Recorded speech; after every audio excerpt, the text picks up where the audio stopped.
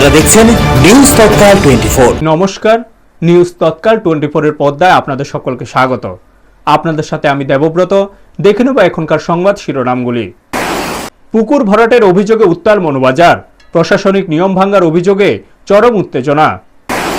পূর্ণ রাজ্য দিবসে বিলোনিয়ায় মর্যাদাপূর্ণ অনুষ্ঠান ও সচেতনতামূলক র্যালি। সাবরুম শ্রীনগরে মত বিনিময় সভায় কন্যা সন্তানের মর্যাদা নিয়ে বার্তা প্রাক্তন বিধায়ক শঙ্কর রায়ের।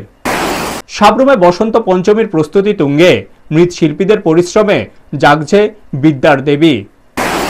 বাইক দুর্ঘটনায় নবম শ্রেণীর ছাত্রের মৃত্যু, অপর ছাত্র আহত।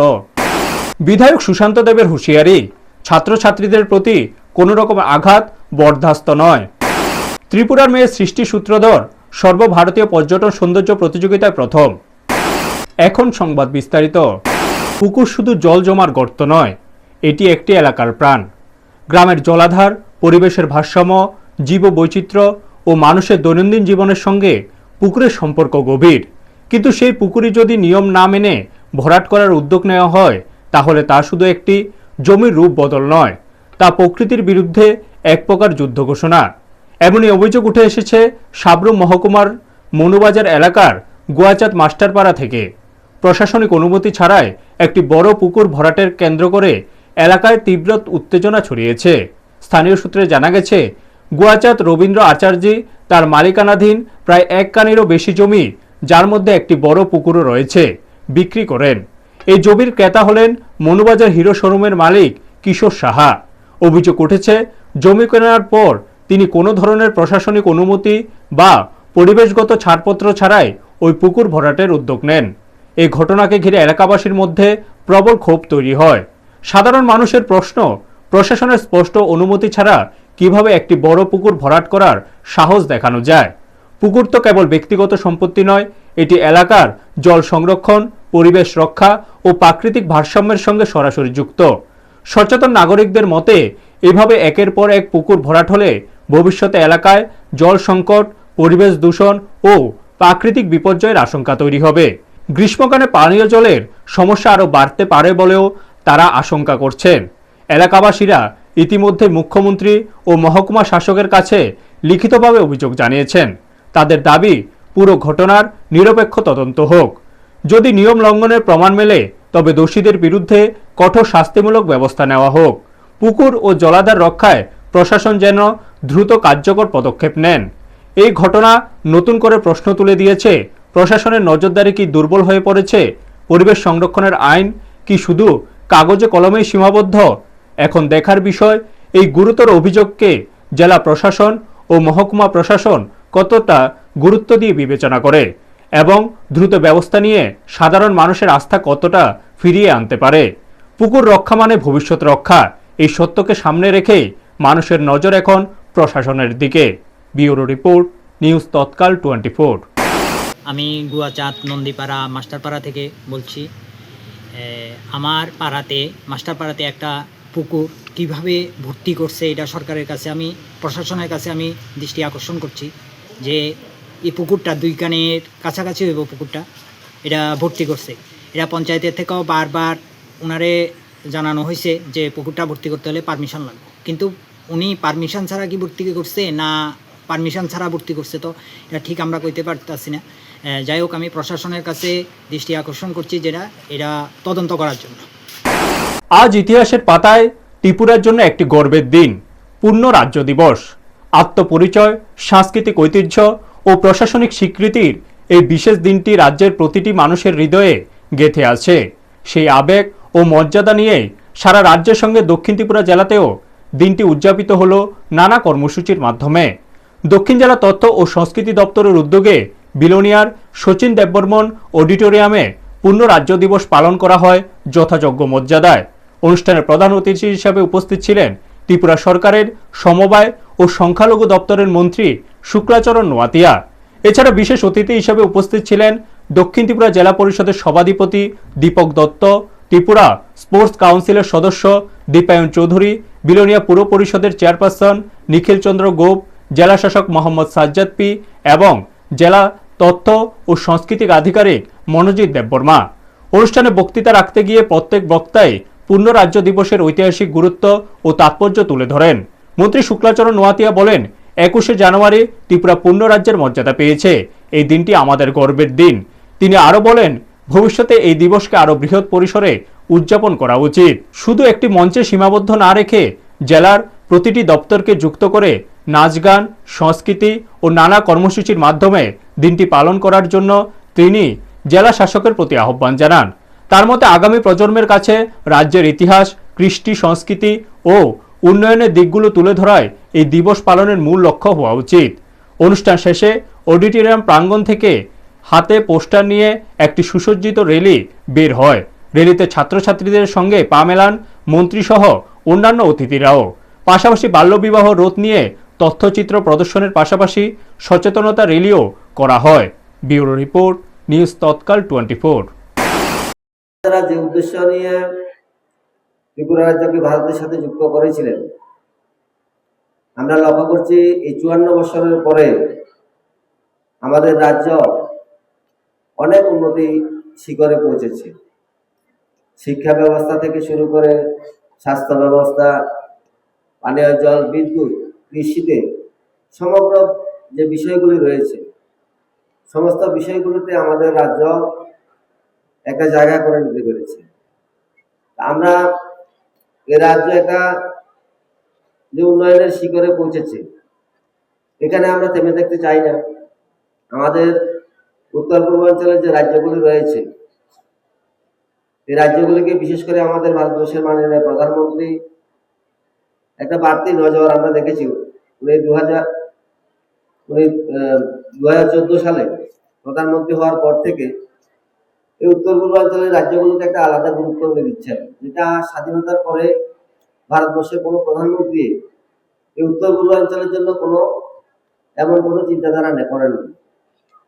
আমাদের প্রধানমন্ত্রী চাইছেন যে উত্তর পূর্বাঞ্চলের যে রাজ্যগুলি রয়েছে, এগুলোর উন্নতি সম্ভব হলে আমাদের ভারতবর্ষ উন্নয়ন সম্ভব।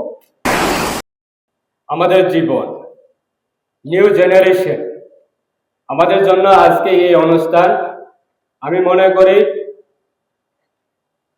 অনেক ইম্পর্টেন্ট। আজকে এই অনুষ্ঠান আমি ডিএম সাহেবকে বললাম, আগামী বছরে যে আমাদের স্টেটহুড ডে এই সেলিব্রেশন করার ক্ষেত্রে অনলি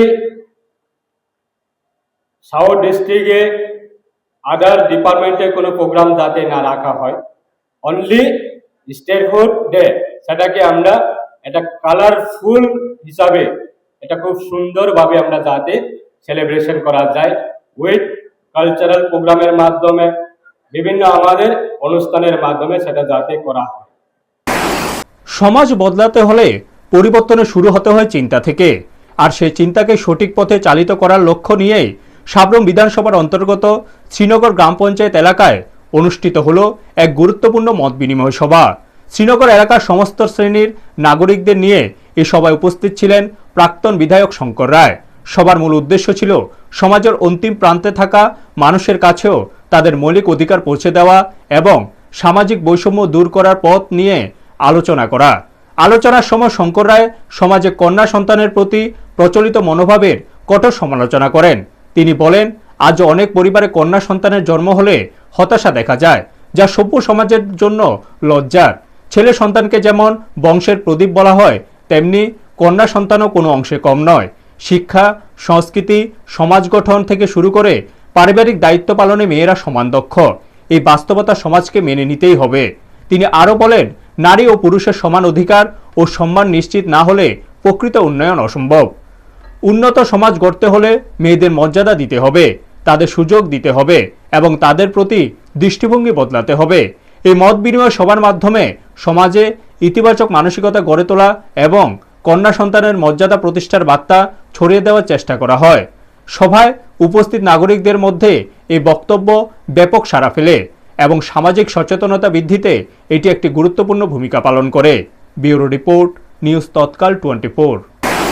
হিন্দু ধর্মানুসারে সরস্বতী হলেন জ্ঞান, বুদ্ধি, সঙ্গীত, শিল্পকলা ও সংস্কৃতির অনন্ত উৎস।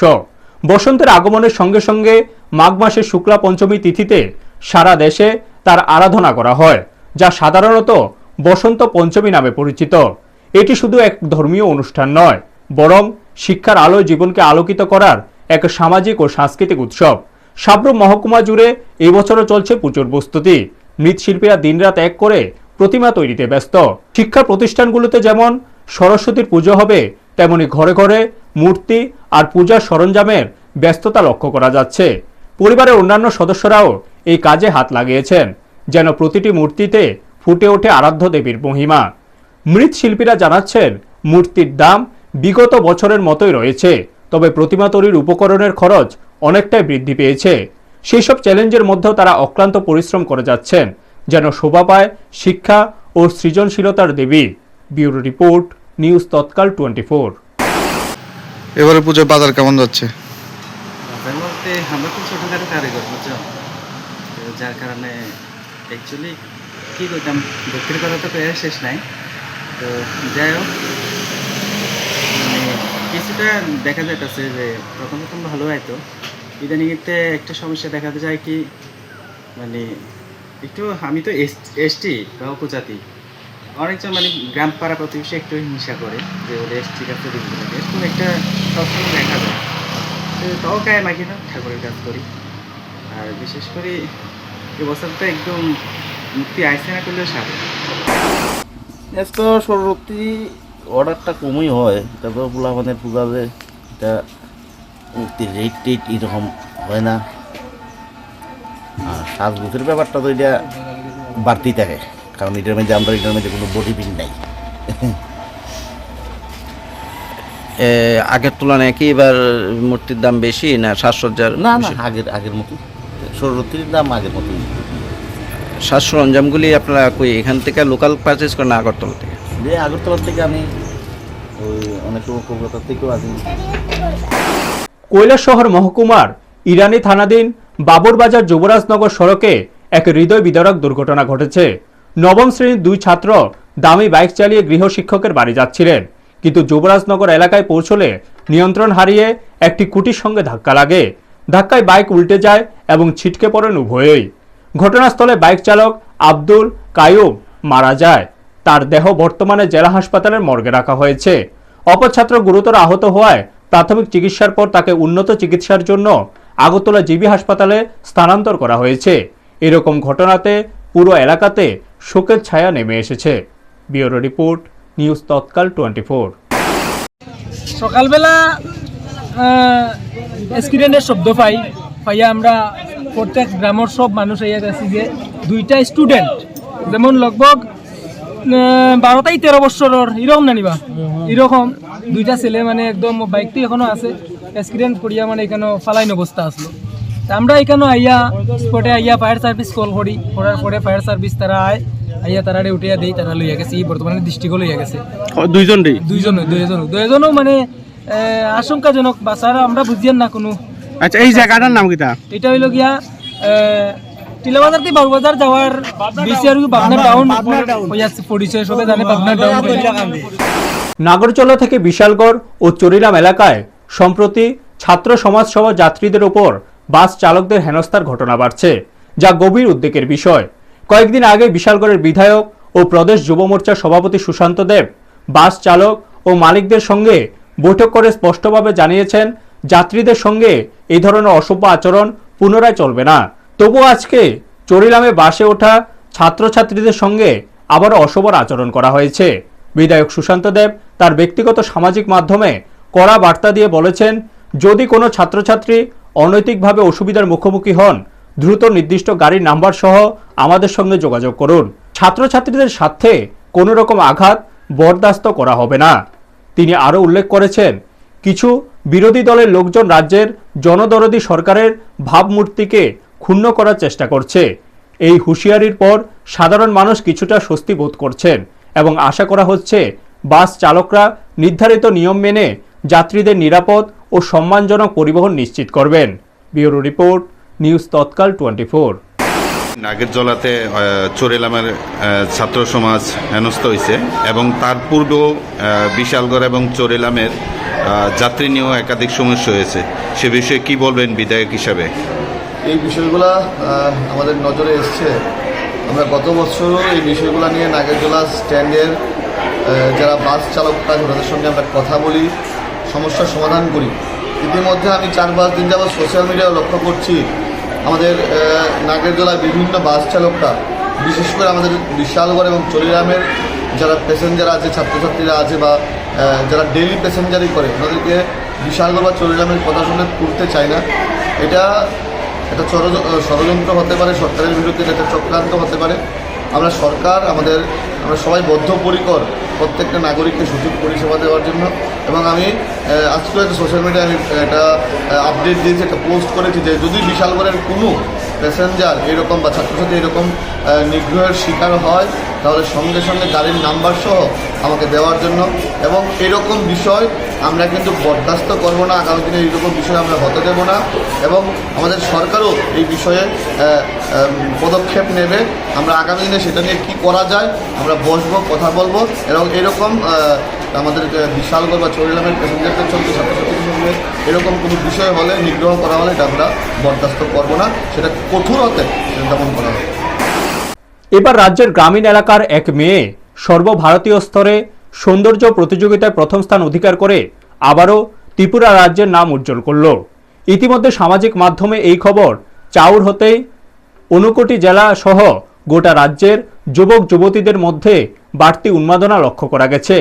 উল্লেখ্য, সর্বভারতীয় সংস্থা RK এন্টারটেইনমেন্টের উদ্যোগে আয়োজিত মিস ইন্ডিয়া গ্লোবাল স্টার বিগত 3 বছর ধরে princess of winner youth tourism অর্থাৎ পর্যটন বিজয়ী সৌন্দর্য প্রতিযোগিতাটি করে আসছে। 2026 সালে মিস ইন্ডিয়া গ্লোবাল স্টারের 3য় সংস্করণ অর্থাৎ 3 বছরে পা দিয়েছে। 2026 সালে সারা দেশের মধ্যে পর্যটন বিজয়ী সৌন্দর্য প্রতিযোগিতায় প্রথম স্থান অধিকার করেছে ত্রিপুরা রাজ্যের ঊনকোটি জেলার ফটিকরাই বিধানসভা কেন্দ্রের বাসিন্দা 19 বছরের সৃষ্টি সূত্রধর। উল্লেখ্য, সৃষ্টি সূত্রধর 2025 সালে ফটিকরাই থেকে দ্বাদশ শ্রেণী পাশ করে বর্তমানে আগরতলার প্যারামেডিক্যাল ইনস্টিটিউট সায়েন্সের ছাত্রী। সৃষ্টি সূত্রধর হসপিটাল ম্যানেজমেন্ট নিয়ে পড়াশোনা করছে। সৃষ্টি সূত্রধরের মা ফটিকরাই বিধানসভা কেন্দ্র তথা গোটা ঊনকোটি জেলাবাসীর কাছে সুপরিচিত চেহারা এবং বর্তমানে কুমারঘাট পঞ্চায়েত সমিতির চেয়ারপারসন সদা হাস্যময়ী সুমতি দাস। অনেকে সুমতি দেবীকে সুপর্ণা বলেও চেনেন। এই সৌন্দর্য প্রতিযোগিতায় সৃষ্টি সূত্রধর সহ ত্রিপুরা রাজ্য থেকে মোট 4 জন সহ সারা দেশের প্রতিটি রাজ্য থেকেও প্রতিযোগীরা অংশগ্রহণ করেছিল। RK এন্টারটেইনমেন্টের উদ্যোগে আয়োজিত এই সৌন্দর্য প্রতিযোগিতার অনুষ্ঠানটি চলতি মাসে কলকাতার শোভাবাজারের রাজবাড়ির নাট মন্দিরে হয়েছিল। অনুষ্ঠানে অগণিত দর্শক সমারোহ ছিল। সৌন্দর্য প্রতিযোগিতায় সৃষ্টি সূত্রধর সহজ সরলভাবে সবার সম্মুখে জানিয়েছিল যে তাকে সর্বভারতীয় স্তরে এমন প্ল্যাটফর্মে সুযোগ করে দেওয়ার জন্য আয়োজকদের ধন্যবাদ জানান। নাচ, গান এবং ফ্যাশন এগুলোই প্রিয় হবি এবং এইসব নিয়েই আগামী দিনেও থাকতে চায় বলে জানায় সৃষ্টি সূত্রধর। সৃষ্টির সৌন্দর্য প্রতিযোগিতার পুরস্কার বিতরণী অনুষ্ঠানে সৃষ্টির মা সুমতি দাস ও পরিবারের অন্যান্য সদস্যরাও উপস্থিত ছিলেন।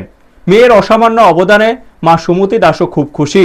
সুমতি দাস জানান যে ছোটবেলা থেকে সৃষ্টি সাজগোজ করতে ভালোবাসত এবং অন্যকেও সাজাতে ভালোবাসে।